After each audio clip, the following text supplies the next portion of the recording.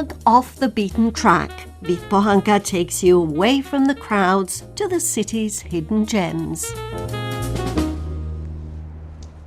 Hello and welcome to Prague off the beaten track. Today I am taking you to a place that I think until recently few visitors to Prague have ever heard of, and you will hear in a short while why I think that it probably is going to change. It's called Folimanka, and it's a park tucked between Vinohrady, Nusle and Newtown.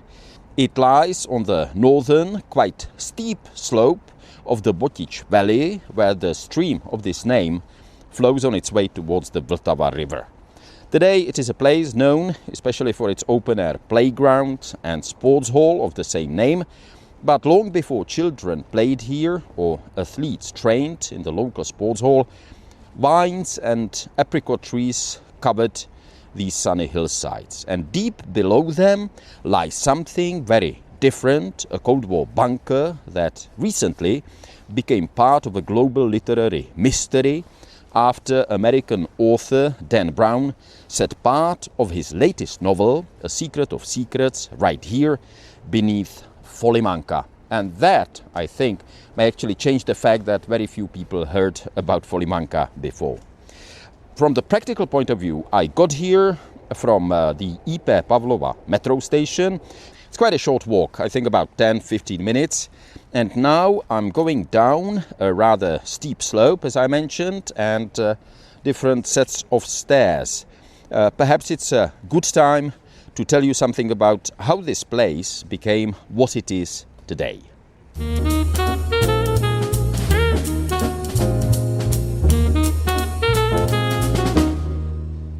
So, the story of Folimanka goes back a long way, all the way to the 14th century, when this area was covered with vineyards, like many other places around Prague, which are within the city today, as you might have heard in some of the previous episodes of Prague of the Beaten Track. In fact, the name itself comes from a Jakub Foliman, a burgher from Prague's old town, who owned the land and planted vines here back in the 14th century. Later, in the 15th century, the sunny southern slopes were famous for their apricot orchards. Over the centuries, different owners came and went, and by the 18th century, there stood a small country estate surrounded by trees and gardens. One of the best-known owners was aristocrat Jakub Wimmer, who turned the property into an English-style park in the early 1800s, repairing old paths, planting new fruit trees and giving the area something of a peaceful character it still has today.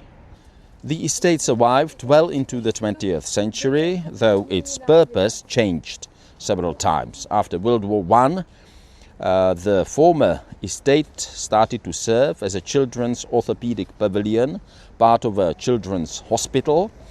However, due to organizational complications and buildings elsewhere, the house fell into disrepair and was eventually demolished in the 1960s. And it was around that time that Prague was building one of the most ambitious engineering projects, the unmissable Nuselský most or Nusle Bridge, which now I can see span above the present park, some 40 meters above the present park.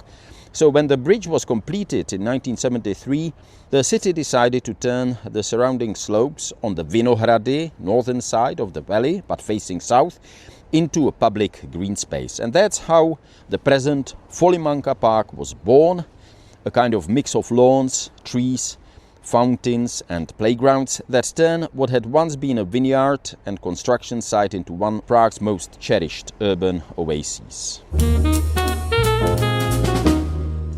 So while I'm telling you this story of Folimanka, I've actually descended along the steps that lead to the Folimanka shelter. And that is the place where Dan Brown placed some of the most dramatic scenes in his latest novel, Treasure of Treasures. But since I don't want to spoil your fun if you decide to read the book, let me just stick strictly to the facts about this mysterious underground structure without betraying what sort of activities CIA, according to Dan Brown's novel, was doing here, or is still doing here. So the facts are that the Folimanka shelter was built in the 1950s during the tense years of the Cold War. It was a classified project, naturally kept strictly secret for decades. The first building plans date back to 1952, and according to the records, the shelter was completed in 1962 at a cost of nearly 6 million Czech crowns, which doesn't sound like much these days, but it was a huge sum for the time. It was built into the rocky hillside using and expanding an older World War II air raid tunnel, originally meant to protect civilians from Allied bombing.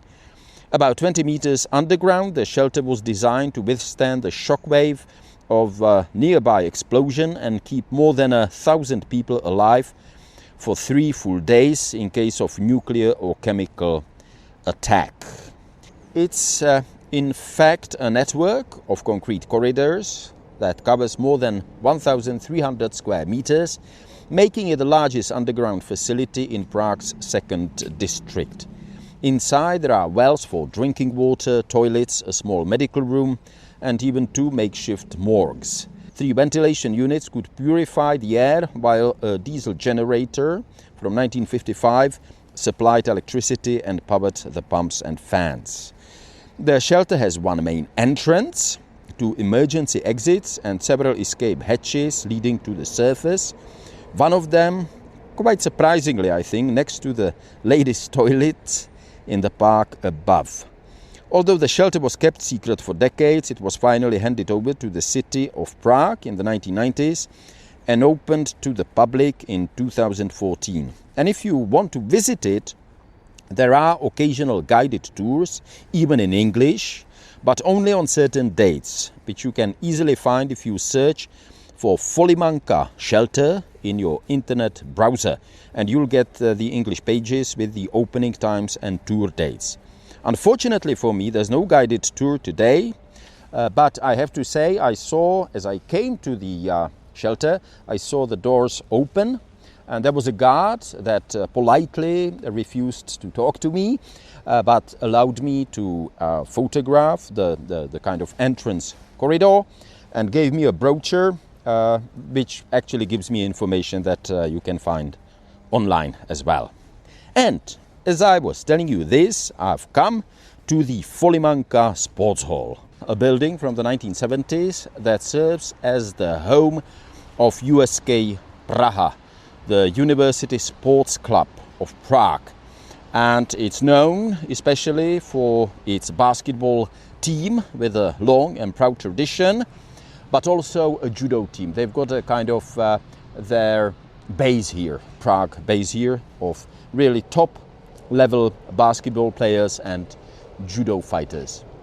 Nevertheless, I think that for most people from this area, and not just from this area, from other parts of Prague, what's most interesting are the playgrounds and the skate park that I'm passing through just now. Normally, and especially on weekends, lively spaces where local kids, students and families can spend their afternoons right here under the shadow of the Nuselský most, or the Nusle bridge, which I think would be actually worth an episode for itself.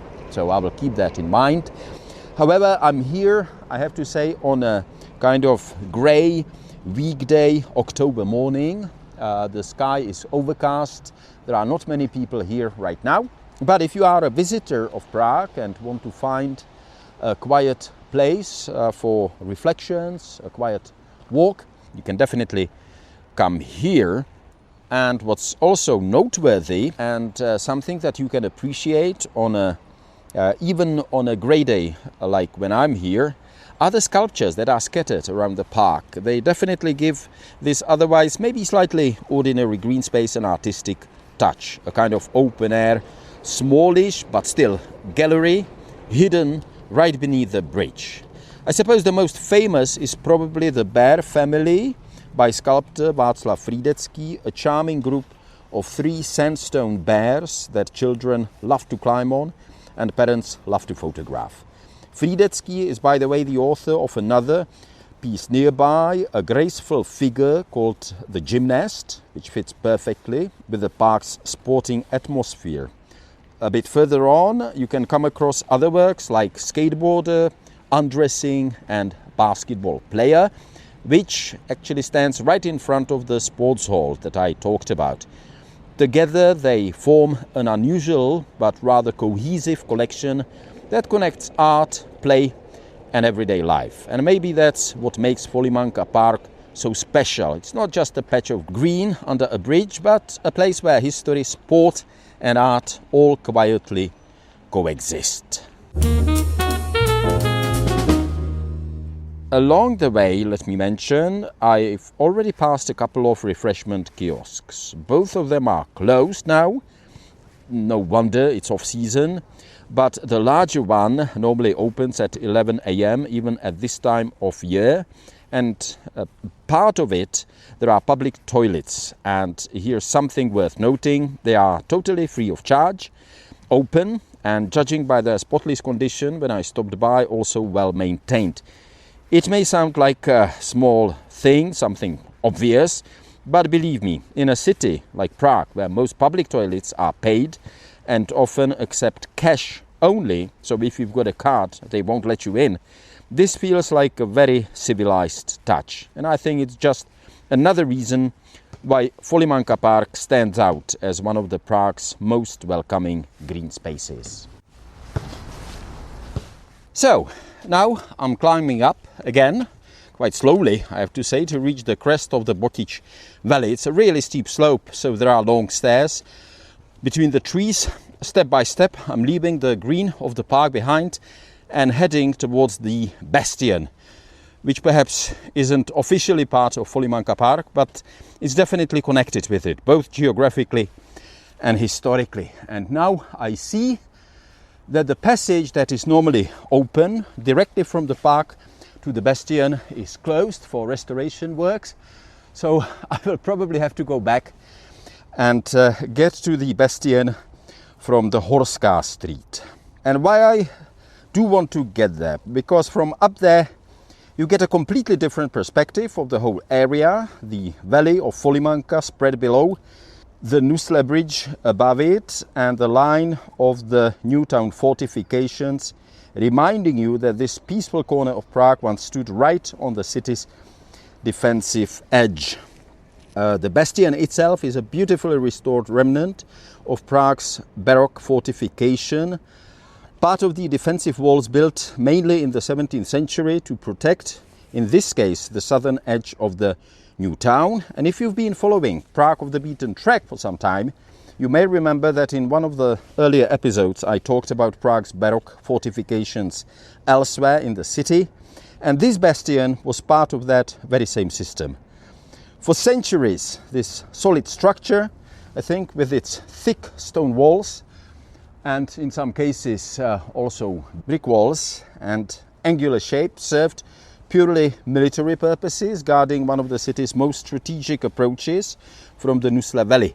Later it fell into disrepair, it was overgrown and closed to the public, and only in the past decade or two, I think, was it carefully reconstructed and made accessible from Folimanka Park through a new path and staircase where I'm standing right now. But as I mentioned, right now it's closed, but it will open in spring 2026 again.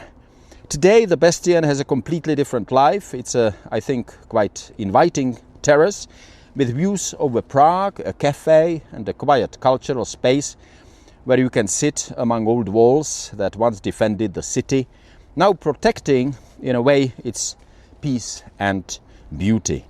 What's really special about this place is the view from the bastion terrace. You can see the whole Nusle Valley spread out below, with Vyšehrad rising proudly on the opposite side. And if you turn west, your eyes follow the panorama across the Vltava river, over Strahov and Petřín Hill.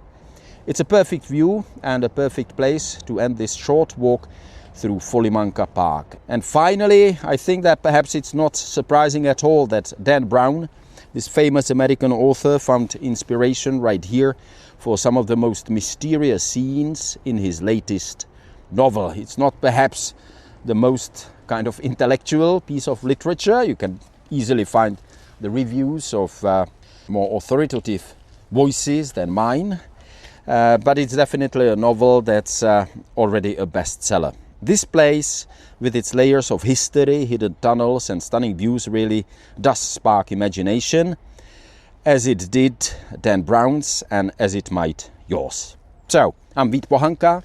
Thank you for tuning in, and as always, you'll find more information, photos and a map on the Prague Off the Beaten Track page of the Radio Prague International website. Prague Off the Beaten Track. Vinohrady takes you away from the crowds to the city's hidden gems.